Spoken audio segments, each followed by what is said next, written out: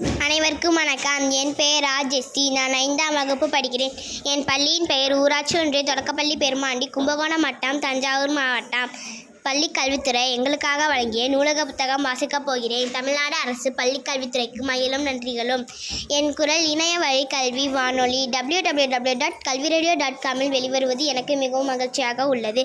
நான் வாசிக்கும் புத்தகத்தின் பெயர் சோளக்காட்டு பொம்மை. எழுதியவர், எழுத்தாளர், ஆசிரியர் குழு.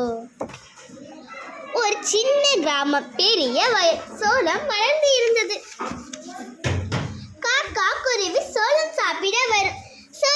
ஒரு சோளக்காட்டு பொம்மை இருந்தது. முட்டைக்கண், பானை தலை, பழைய வெள்ளை சட்டை, கருப்பு பேண்டு காற்றில் ஆடும். பறவைகள் பார்க்கும், பயந்து ஓடும். ஒரு நாள் புயல் காற்று வீசியது. மழை வந்தது. சோளக்காட்டு பொம்மையின் சட்டை பேண்டு கிழிந்தது. ஒரு காக்கா பறந்து வந்தது. சோளக்காட்டு பொம்மையை பார்த்தது.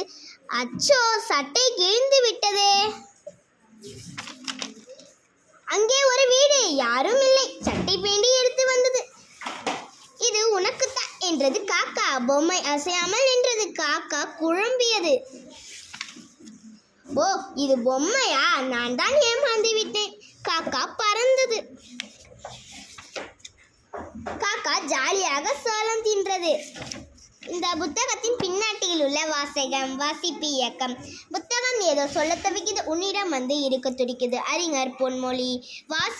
வாசிப்பு என்பது எண்ணற்ற சாகசங்களுக்கான கடவுச்சீட்டு. மேரி